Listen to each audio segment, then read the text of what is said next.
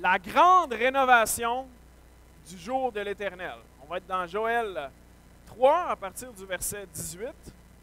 Et je vous ramène dans les années 2000 avec l'émission Les Anges de la Rénovation. Y a-t-il quelqu'un qui se souvient des Anges de la Rénovation?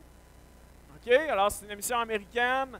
Il s'agissait de familles qui avaient vécu des difficultés, là, donc des catastrophes naturelles qui avaient détruit leur maison ou des gens avec des enfants ayant des handicaps lourds. Alors, des familles ont besoin. Et là, le concept de l'émission, c'était qu'en une semaine, je sais pas, le lundi matin, on cogne à la porte de la maison. « Hey, bonjour, c'est les Anges de la Rénovation.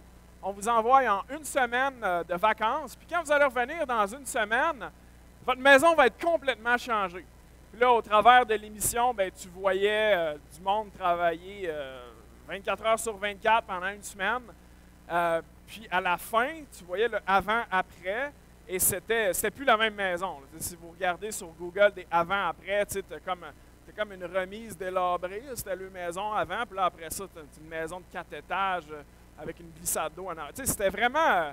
C'était le meilleur de la télé américaine. Tu sais, c'était extravagant, mais c'était touchant aussi. Hein, parce qu'il y avait des vrais gens qui avaient des vrais problèmes, puis un grand cadeau leur était fait.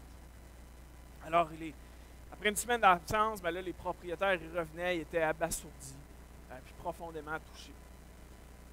C'était le même lieu, là, le même terrain, la même place, mais c'était plus la même place. La rénovation avait été totale. Et aujourd'hui, dans le prophète Joël, on va nous parler de plein d'endroits, de plein de places, de cette terre sur laquelle on habite, la même place, mais qui ne sera plus le même endroit, parce que la rénovation va être totale. Ces lieux-là qui vont être nommés vont être complètement changés au jour de l'Éternel. Des lieux qui, aujourd'hui, paraissent invitants, vont être dévastés, vont être laissés en désert, et d'autres lieux qui hey, je n'irai pas en vacances aujourd'hui, vont avoir un sens complètement différent. Alors, dans le prophète Joël, si je nous remets un petit peu en contexte, c'est un livre qui a pour sujet principal le jour de l'Éternel, le jour de l'Éternel.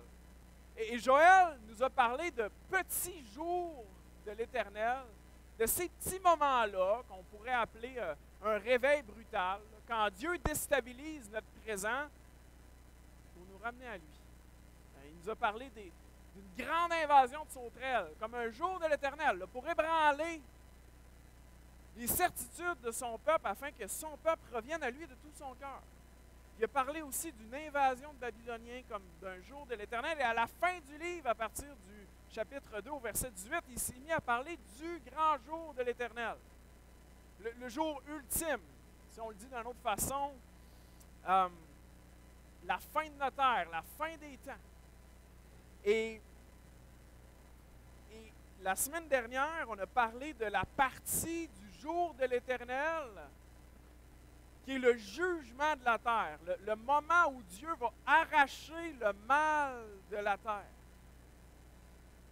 Et la fin du jour de l'Éternel, c'est une grande rénovation. C'est là un peu le lien avec les anges de la rénovation. Hein. Le jour de l'Éternel commence avec un jugement, déraciner le mal de la terre et culmine avec une grande rénovation des cieux et de la terre. Cette expression-là du jour de l'Éternel, dans le Nouveau Testament, elle est appelée le jour du Seigneur Jésus.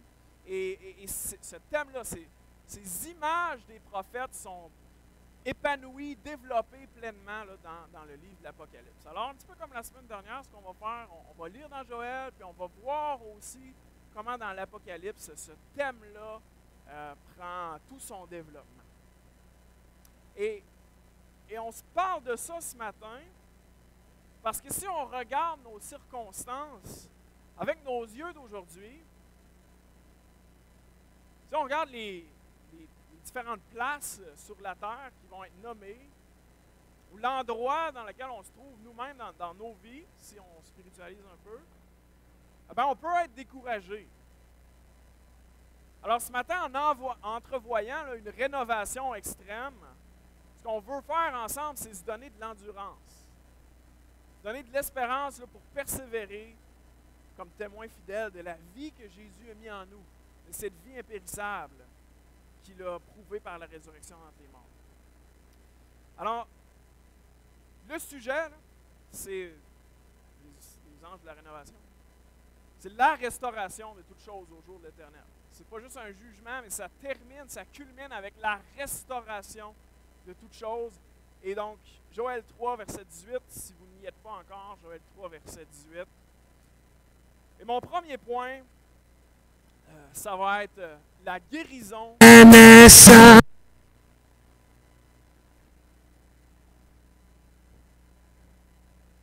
Merci Sam pour ce bout de louange spontanée.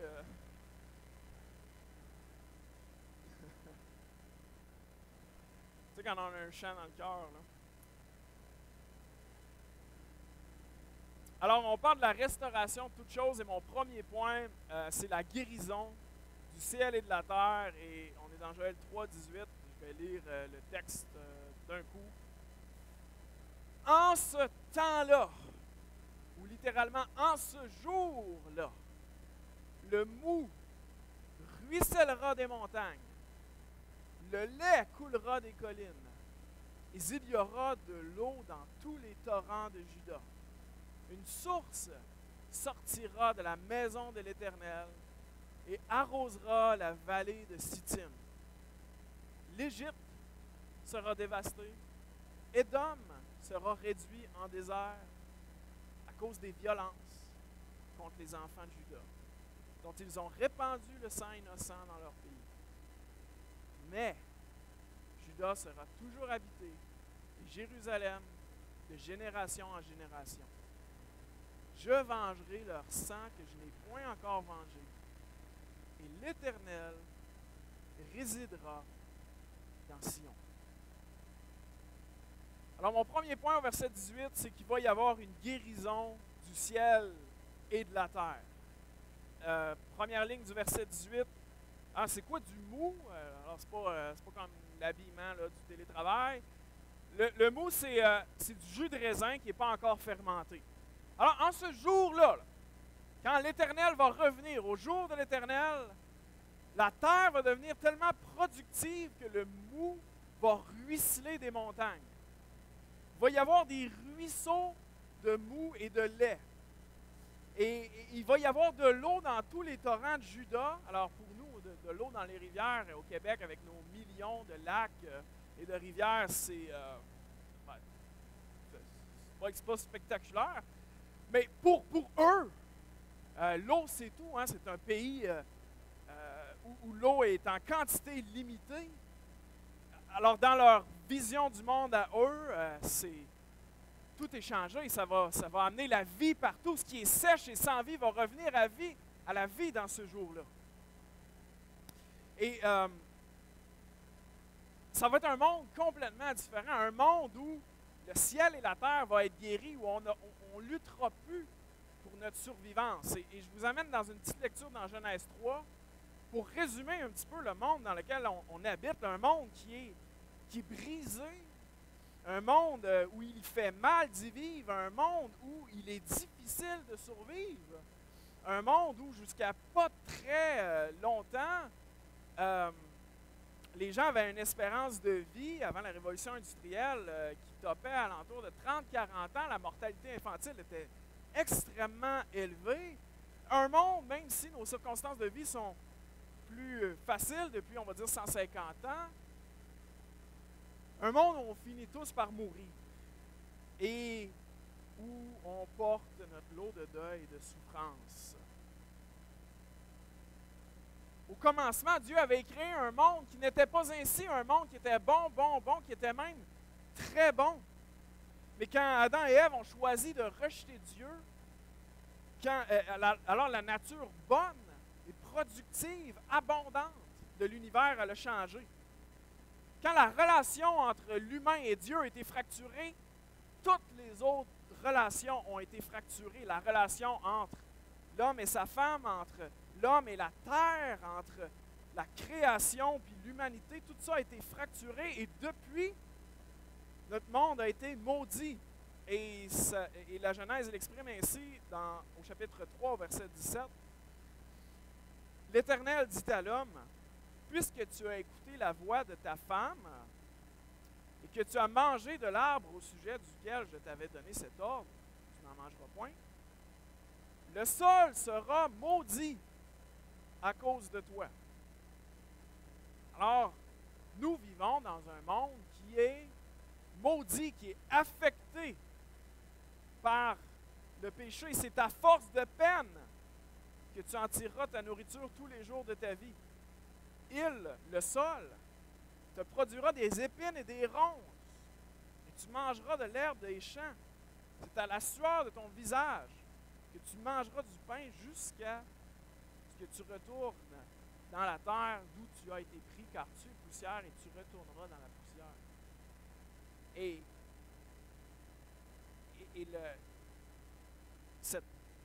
ces versets-là cristallisent avec beaucoup de réalisme qu'est-ce que c'est l'existence humaine. Hein? Tu vis dans un monde qui ne te livre pas sa richesse, tu peines toute ta vie à la sueur de ton front, puis à la fin, tu retournes à la poussière parce que tu es poussière. Il y a une vanité, à quoi ça sert? On sent le poids de la malédiction à lire ces versets-là. Notre monde a été maudit, mais pas sans but. Il a été maudit avec un but, et ce but, c'est de nous ramener à Dieu. Parce que la souffrance, c'est la réponse normale dans notre monde quand une créature décide qu'elle est Dieu à la place de Dieu. Et ça, ben, ça a pour but de nous faire lever les yeux vers le ciel, puis de dire, « Hey, Dieu, j'ai besoin que tu interviennes, j'ai besoin que tu me sauves. Parce qu'ici, ça ne va pas. » Alors, au jour de l'Éternel, dans ce jour-là, le mou va ruisseler des montagnes. Ce ne sera pas les ronces et les épines. Ce ne sera pas la sueur puis la peine. Mais le monde va redevenir abondant, bon, et même très bon comme il était censé être. La relation entre l'humain et la terre va être rétablie. Il n'y aura plus de malédiction des épines, des ronces, puis du travail futile à s'en rompre le dos. Tout ça va être enlevé. La terre et les cieux vont être guéris. Guéris. Et l'existence humaine va être complètement changée. Je porte votre attention à la fin du verset 18. Il est écrit, « Une source sortira aussi de la maison de l'Éternel. » Alors, la maison de l'Éternel, on fait référence au temple. Au temple. Alors, si vous pensez à Jérusalem et au mont du temple, est-ce qu'il y a une rivière là-bas? Non, il n'y a pas de rivière. Alors, il n'y a pas de source sur le mont du temple. Dans l'Éden, dans le jardin d'Éden, il y avait des rivières. Hein? Il y a 4 rivières. On lit ça dans Genèse 2, puis on se dit, qu'est-ce que ça fait là? Pourquoi il y a des rivières? Donc, dans l'Éden, il y avait des rivières. Et la rivière et le jardin des délices ont été enlevés à cause de la présence du péché, à cause que notre monde est sous la malédiction. Et en ce jour-là, dans le jour de l'Éternel, la rivière de la vie éternelle revient pour jaillir de plein feu. Et cette imagerie-là de la fin des temps, avec une rivière qui va couler là, de la maison de l'Éternel, est développée partout dans les prophètes et ça fait comme s'épanouir là, dans l'Apocalypse. Alors je vous invite à y tourner. Gardez votre main dans Joël, on va faire passablement d'aller-retour entre les deux. Et l'Apocalypse 21 et 22 développent cette vision-là de la guérison du ciel et de la terre. Verset 1. Pour résumer, l'ensemble de l'Apocalypse va décrire la partie jugement du jour de l'Éternel, ce qu'on a expliqué la semaine dernière. Et les 2 derniers chapitres nous montrent ce monde-là, ce monde qui a été purgé du mal et qui est de retour vers l'intention originale de Dieu, dans un monde harmonieux. Alors, dans les 2 premiers chapitres de la Bible, il n'y a pas de péché, pas de mal, et dans les 2 derniers, il n'y a pas de péché, pas de mal. Tout est selon l'intention de Dieu. Verset 21, c'est penser aux anges de la rénovation, là, au moment là, où on va dévoiler la maison. Alors là, il y a les autobus devant la maison. Puis là, tout d'un coup, l'animateur disait « OK, on enlève les autobus ». Là, les autobus s'enlevaient. Puis là, tu voyais « Hein, c'est la nouvelle maison ». Puis je vis un nouveau ciel et une nouvelle terre, car le premier ciel et la première terre avaient disparu, et la mer n'était plus. Et je vis descendre du ciel d'auprès de Dieu la ville sainte, la nouvelle Jérusalem, préparée comme une épouse qui s'est parée pour son époux. Et j'entendis du trône une voix qui disait, j'entendis du trône une forte voix qui disait, voici le tabernacle, donc un mot qui veut tout simplement dire habitation ou tente. Donc voici l'habitation de Dieu avec les hommes. Il habitera avec eux, et ils seront ses peuples, et Dieu lui-même sera avec eux, et il essuiera toute larme de leurs yeux. Et la mort ne sera plus, mais il n'y aura plus ni deuil, ni cri, ni douleur, car les premières choses ont disparu. Alors les premières choses, toutes ces ronces, toutes ces épines, toutes ces sauterelles, toutes ces choses-là, les sources de deuil, de cris, de douleur, ces choses-là ont disparu. Et on parlait d'une rivière tout à l'heure, alors je vous amène au chapitre 22. Le chapitre 22 nous montre un peu la descente de la ville de Jérusalem, la Jérusalem du ciel, le ciel descend sur terre finalement. Et dans cette ville-là, Apocalypse 22, verset 1, on y voit un fleuve d'eau de la vie, limpide comme du cristal, qui sortait du trône de Dieu et de l'agneau, au milieu de la place de la ville. Et sur les 2 bords du fleuve, il y avait un arbre de vie produisant 12 fois des fruits, rendant son fruit chaque mois, et dont les feuilles servaient à la guérison des nations. Et il n'y a plus d'anathème. Alors, le mot anathème veut tout simplement dire malédiction. Alors, ce qui s'est passé dans Genèse 3, avec les épines, les ronces, eh bien, il n'y en a plus. C'est enlevé. C'est la rénovation extrême. Le trône de Dieu et de l'agneau sera dans la ville. Ses serviteurs le serviront et verront sa face, et son nom sera sur leur front.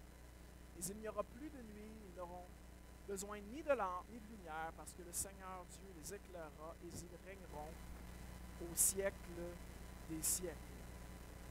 Alors, je porte votre attention au verset 1. Le fleuve d'eau de la vie sort du trône de Dieu et de l'agneau. On voit un petit peu plus loin dans ce passage-là qu'il n'y a pas de temple, parce que l'agneau et le Père sont la présence de Dieu dans cette ville-là. Et c'est ce fleuve d'eau-là qui abreuve l'arbre de vie. Qui sert à quoi? Qui sert, dit le verset 2, à la guérison des nations. La malédiction des ronces, des épines, qui fracture les relations entre les hommes et les femmes, la raison derrière les guerres entre les nations, cette malédiction-là, elle est plus. La guérison du ciel et de la terre, elle est entière. Parce que l'Éternel va faire jaillir l'eau de vie en abondance. Et avec toutes ces, on va dire, ici dans l'Apocalypse, on a comme, disons, vous voyez tous les prophètes de la Bible, toutes les promesses de la Bible comme différentes rivières, là, et elles se jettent toutes dans l'Apocalypse. Toutes les images de salut, toutes les images d'intimité avec Dieu sont jetées dans le même fleuve. Et c'est ici où on voit un peu le grand accomplissement, le grand feu d'artifice. Et cet accomplissement-là, il n'est pas juste physique ou spirituel, il intègre toutes les parties de la vie. Ce qu'on va vivre ne sera pas comme déconnecté de la réalité du corps, mais ça va inclure toutes les dimensions de notre être, spirituelle, sociale, émotionnelle, économique, physique, relationnelle. C'est un accomplissement qui va intégrer toutes les parties de notre être. Alors, il y a une vraie rivière, une vraie rivière physique, et il y a aussi une vraie restauration de nos cœurs. Et il y a une vraie présence de Dieu, puis il y a une vraie communion entre les nations. Ça va être incroyable, ça va être spectaculaire. Et je porte votre attention à ce que Jésus a dit. Jésus s'est présenté comme le vrai temple de Dieu. Il s'est présenté comme la source d'eau vive. Dans Jean 2, 20, dans Jean 7, au verset 37, Jésus s'est écrié, « Si quelqu'un a soif, qu'il vienne à moi et qu'il boive. Celui qui croit en moi, dit Jésus, des fleuves d'eau vive couleront de son sein, comme dit l'Écriture. » Et entre-temps, entre le moment de la grande rénovation du ciel et de la terre, l'Église et cette maison de Dieu, ce temple de Dieu qui a reçu l'effusion de l'Esprit comme un torrent de vie, comme on parle dans le texte de la Pentecôte, dans les derniers temps, dit Dieu, je répandrai mon esprit sur toute chair. L'Esprit est ce fleuve d'eau vive. Et pour participer à ce monde renouvelé-là, que ce soit ici en attendant ou dans le futur quand il viendra dans sa puissance, c'est seulement en venant à Jésus, la source d'eau vive. Et je veux lire Apocalypse 21 au verset 6.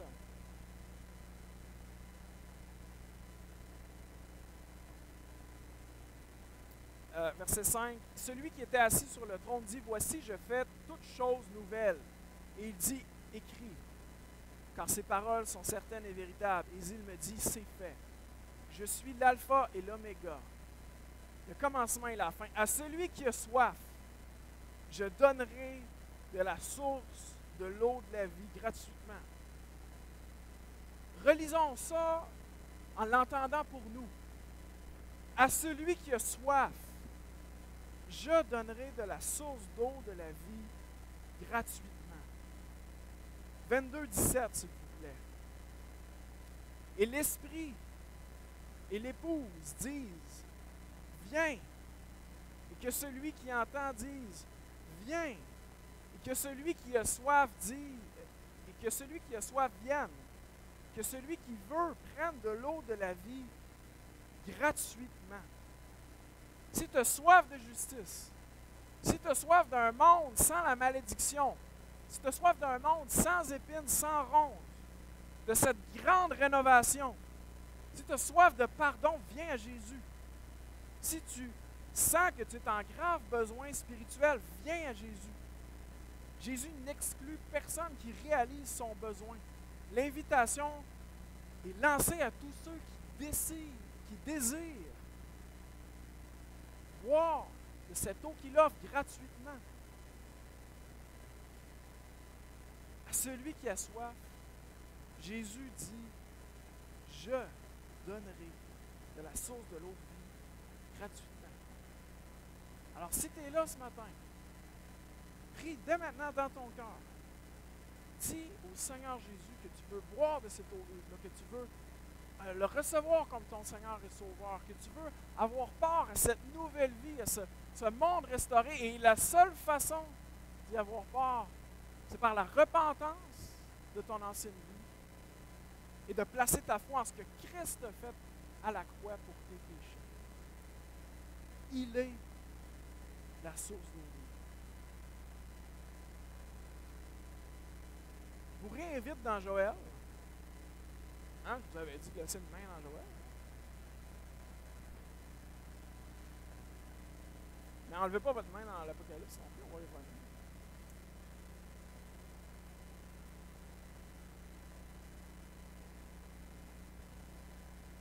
Je fais une petite application sur ce verset-là. Ah, on peut regarder un même lieu avec nos yeux humains ou encore avec les yeux de la foi. Et je vous donne un exemple dans notre texte. La vallée de Sittim, bon, là, tu lis ça, tu dis, mais qu'est-ce que c'est ça? Tu sais, c'est quoi ça, la vallée de Sittim? Alors, Sittim, ça veut dire acacia, là, comme dans le bois d'acacia. Alors, c'est une vallée aride et désertique, parce que ces arbres-là, l'acacia, c'est un bois dur qui est capable de résister à la sécheresse. Alors, donc, ça nous parle d'une place en Israël qui est sec et désertique, et la seule affaire qui est capable de pousser, ben, c'est des acacias. Et la première fois que ce lieu-là est mentionné dans l'Écriture, c'est dans Nombre 25, le lieu d'un grand échec spirituel, où le peuple d'Israël, dans la vallée de Sittim, a été égaré par Balaam, un faux prophète. Ils ont été égarés. Alors, ce lieu-là, cette place-là, est associée pour le peuple d'Israël à un souvenir douloureux, un souvenir honteux. Et ce même lieu-là, dit le texte, va être arrosé par la source du temple. La source qui va jaillir de la maison de l'Éternel va atteindre l'endroit même le plus desséché. On peut revisiter un endroit avec un souvenir douloureux, puis le racheter. Dieu peut même faire sortir une utilité de ce qui nous a fait mal. Dieu peut faire sortir une utilité des années dévorées. Le bois d'acacia, c'est tout le mobilier dans le temple de l'Éternel, l'arche de l'Alliance, les murs en bois, tout ça, c'était fait en acacia. Alors, le même lieu, la même place, je peux la revisiter avec la foi ou la revisiter avec l'incrédulité, différentes actions, différents résultats. Je suis découragé. La vallée désertique là, qui est devant moi semble sans fin. Tu sens ta foi faillir. Ça ne va jamais changer. Je ne peux pas changer. Je mérite pas. Tu es dans un profond désert, sans issue en vue. Alors, marcher par la foi pour toi, ça veut dire quoi? Ben, c'est de croire au Dieu de la promesse, de croire, continuer d'être fidèle. Parce que si tu t'abats maintenant, c'est certain que les choses ne changeront pas. Continue d'avancer. La source qui va arroser cette vallée-là, elle est déjà en toi. C'est l'Esprit de Dieu. Continue de lutter contre le péché, de t'accrocher par la foi, de prier, d'espérer. Et dans un autre sens, on est encore dans un monde qui est maudit. Et à moins que le Seigneur revienne, ben, on va continuer de rencontrer des deuils. Alors si ce matin, je dis, j'ai vraiment rien à espérer de cet endroit-là, ben, avec l'Éternel, puis l'ensemble de l'Assemblée, ben, je veux nous dire, je suis désolé de ce que tu vis. Puis, en attendant d'être arrosé là, de cette source-là, des fois, ben, il n'y a rien d'autre que d'être arrosé par des larmes, d'être compris. Mais perds pas espérance. Parce que Dieu promet de t'essuyer personnellement les larmes de tes yeux. C'est ce qu'on a lu dans chapitre 21, verset 4 de l'Apocalypse. Il promet d'essuyer les larmes de nos yeux personnellement. Laissons-nous consoler par cette espérance. Alors, ça, c'était mon premier point. La guérison du ciel et de la terre au sommet du jour de l'Éternel. Et on poursuit avec le deuxième, entre les versets 19 et 21, où on va voir l'établissement d'une justice qui est pleinement satisfaisante. Et on va avancer. Je relis. L'Égypte sera dévastée. Édom, qui correspond à la Jordanie moderne, là, grosso modo, sera réduit en désert à cause des violences contre les enfants de Juda, dont ils ont répandu le sang innocent dans leur pays. Mais Juda sera toujours habité, Jérusalem, de génération en génération. Je vengerai leur sang que je n'ai point encore vengé. Alors ici, l'Égypte et l'Édom sont pris comme des représentants des ennemis d'Israël, parce qu'après l'Exode, il y a 3000 ans, Ils leur ont fait beaucoup de mal. Alors, ici, là, c'est du langage poétique, prophétique. Là. Ça ne veut pas dire que l'Égypte et la Jordanie vont cesser d'exister, puis qu'il n'y aura pas un Égyptien et un Jordanien au ciel. C'est pas ça que ça veut dire. On sait que des gens de toutes les nations, de toutes les langues vont y être, vont y appartenir. Hein. Dieu aime toutes les nations. Ce que ça signifie, c'est que l'esprit derrière l'Égypte, l'esprit derrière l'Édom, qui a abusé d'Israël, qui a été profondément violent, cet esprit-là va être anéanti. Les dieux de l'Égypte ne seront plus et les politiques d'Édom ne seront plus. Alors, juste pour être certain qu'on comprenne que ce n'est pas un genre de violence indiscriminée envers ces nations-là, je veux juste lire un autre passage là, qui nuance bien. Allez dans Amos, donc c'est le livre tout de suite après Joël. Amos 9. Amos 9 au verset 8. Versets 8 et 10. En contexte, c'est un autre passage du jour de l'Éternel, mais cette fois-ci, l'Éternel dit à son peuple d'Israël, « Moi, je vais vous juger. » Alors, dans Joël, il n'y avait rien de critique là, envers Israël, mais dans Amos, c'est pas mal Israël qui est dit, « Ben, toi, hein, le mal va être enlevé de chez toi. » Alors, Amos 9 au verset 8, « Voici le Seigneur, l'Éternel, a les yeux sur le royaume coupable. » Alors, le royaume coupable, en contexte, c'est Israël et Juda. « Je le détruirai de dessus la face de la terre. » OK, l'Éternel est en train de dire, je vais détruire mon peuple. Et il se nuance, la ligne d'après, « Toutefois, je ne détruirai pas entièrement la maison de Jacob, synonyme d'Israël, dit l'Éternel, car voici, je donnerai mes ordres, et je secouerai la maison d'Israël parmi toutes les nations comme on secoue le crible, sans qu'il en tombe à terre un seul grain. Tous les pécheurs de mon peuple mourront par l'épée. Ceux qui disent le malheur n'approchera pas, ne nous atteindra pas. Alors, je lis ça rapidement pour dire comment Dieu fonctionne dans son jugement. Hein, notre justice humaine à nous, elle est limitée. Et en lisant ces textes, on peut avoir l'impression qu'il va y avoir des innocents parmi les coupables. Ce n'est pas le cas. Ici, dans Amos, nous décrit comment Israël lui-même sera purgé des coupables au jour de l'Éternel. Alors, on peut voir comment ce passage-là nous montre qu'il n'y a pas de dommages collatéraux. Il n'y a pas d'innocents qui tombent par la justice de Dieu. La justice de Dieu, elle est parfaitement juste, parfaitement satisfaisante. On peut revenir dans Joël. Alors, pourquoi l'Égypte et l'Édom sont dévastés? Le verset 19 nous dit, car ils ont répandu le sang innocent dans leur terre. Ils sont les représentatifs de toutes les nations en ce sens-là. Alors, chez ceux qui auront fait couler le sang innocent, eh bien, ni le mou ni le lait ne va couler. Ceux qui sont fiers présentement dans la violence vont être dévastés. Et le verset 20 nous amène à un contraste. Hein, ceux qui sont fiers présentement dans leur violence seront dévastés, mais au contraire, Juda sera toujours habité et Jérusalem de génération en génération. Verset 21, l'Éternel dit, « Je vengerai leur sang, que je n'ai point encore vengé. » C'est une image qu'on voit dans l'Écriture dès le premier meurtre.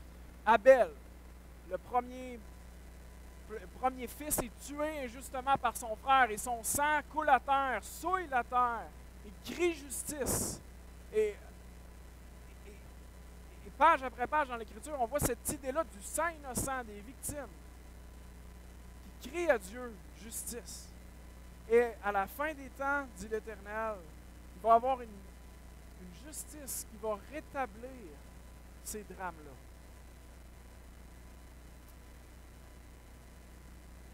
Alors, on regarde l'Égypte.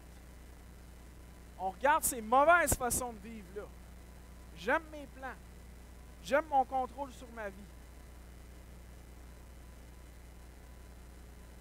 Avec les yeux de la foi, là, je peux voir l'esprit de l'Égypte, là, puis me dire, pourquoi est-ce que j'investirais ici? À quoi ça sert d'investir dans cette façon de vivre-là? Ça va être la désolation ici un jour. Alors pourquoi est-ce que je continuerais de cultiver ici? C'est un encouragement à la repentance. De ne pas cultiver ce qui n'en vaut pas la peine. Et on peut voir aussi le sang des martyrs à terre. Ces endroits-là, ces places-là qui sont... Tu te dis, ça a-tu valu la peine leur vie? Puis la fin de leur vie, c'est ça. Alors parfois, ça ne semble pas payant être un disciple de Jésus. Pense à cette terre-là, troublée par le sang des martyrs. Mais avec l'œil de la foi, c'est toujours la bonne chose d'être fidèle à Jésus en action et en parole. Parce que c'est Dieu le rémunérateur. L'espérance de cette justice pleinement satisfaisante, c'est ce qui nous permet d'avancer avec la foi. Je termine avec la dernière phrase de Joël. Il est écrit « Et l'Éternel résidera dans Sion. » L'Éternel habitera en Sion. Dans le jardin, l'humanité avait été créée pour habiter avec Dieu. C'est habiter avec Dieu. Face à face, le voir comme il est, c'est la promesse centrale des prophètes. L'Évangile de Jean au chapitre 1 au verset 14 dit que la parole a été faite chair et elle a habité parmi nous. Jésus est venu, il a habité parmi nous et entre-temps, il fait habiter son esprit en nous. Et si on lit Joël 3,21 en contexte, le peuple d'Israël, troublé par les sauterelles, troublé par les Babyloniens, entend qu'après toutes les souffrances, Dieu va habiter parmi eux et qu'ils ne seront pas abandonnés. Et on va terminer dans l'Apocalypse avec cette promesse de l'habitation de Dieu. Apocalypse 21 au verset 3. Le texte qu'on a déjà lu ce matin. Je porte à votre attention donc le verset 3. J'attends. Je laisse tourner. 21 au verset 3. J'ai entendu du trône une voix forte qui disait, voici le tabernacle. Une autre façon de le dire, voici l'habitation de Dieu avec les hommes. Il habitera avec eux et ils seront son peuple. Alors ça, c'est l'accomplissement total et entier, plénier. Voici le tabernacle, la tente, l'habitation.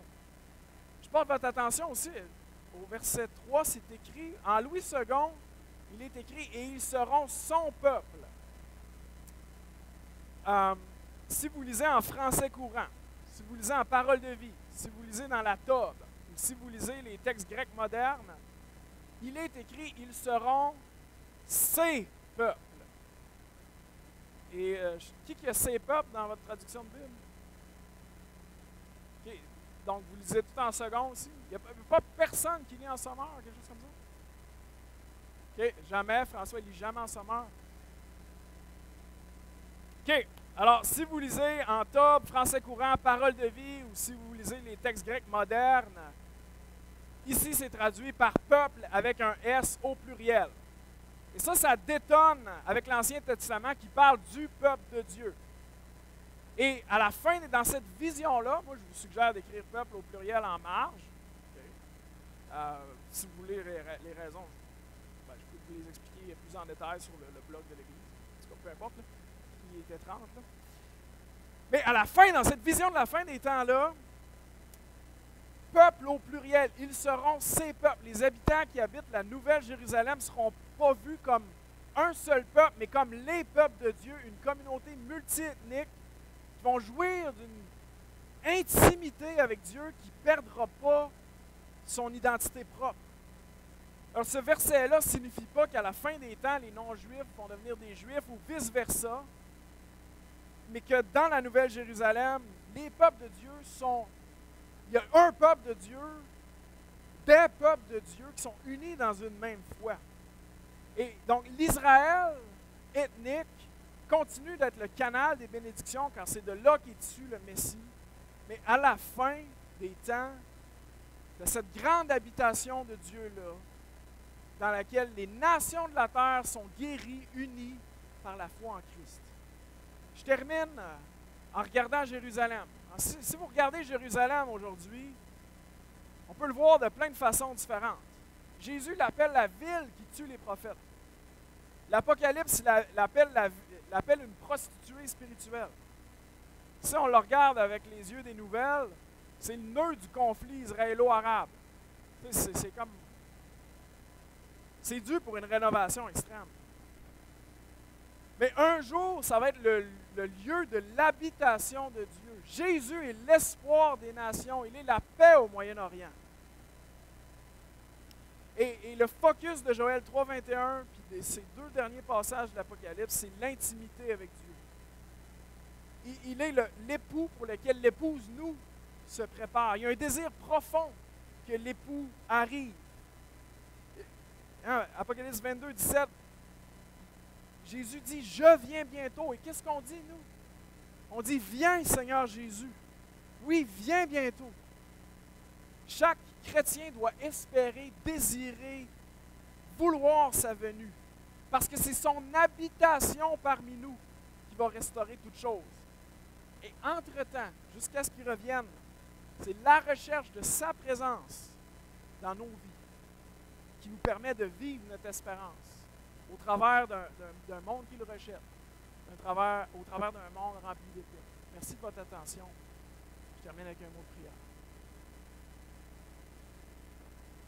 Notre Dieu, nous te louons pour le salut total que tu vas appliquer à ce monde quand il y aura cette grande rénovation, les cieux, les nouveaux cieux, la nouvelle terre, la nouvelle Jérusalem, l'habitation de Dieu parmi l'humanité rachetée. Seigneur, nous voulons nous accrocher à cette espérance pour être des témoins fidèles. Merci parce que tu nous consoles. Étends ta consolation sur nos cœurs ce matin afin que nous brillons pour toi cette semaine. Nous désirons le retour de Jésus. C'est en son nom que je prie. Amen.